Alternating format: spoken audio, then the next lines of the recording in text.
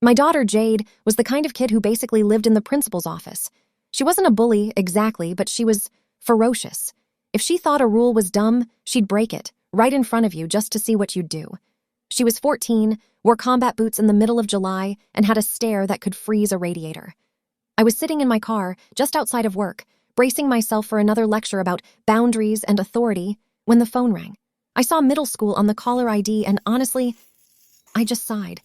But when I picked up, it wasn't the principal, and it was her art teacher, Mrs. Gable. Her voice was shaky.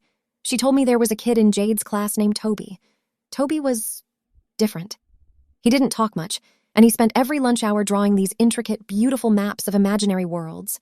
He was a total outlier. Yesterday, Toby brought in a stack of flyers for his 12th birthday party. He walked from desk to desk, dropping them off, his hands actually trembling. By the time he sat back down, the silence in that room was deafening. Mrs. Gable said she watched 3 boys in the back row crinkle their flyers into paper balls, making sure Toby saw them. Toby just put his head down on his desk. He looked like he wanted to disappear into the floorboards. And that's when Jade stood up. Now, Jade doesn't just stand, she looms.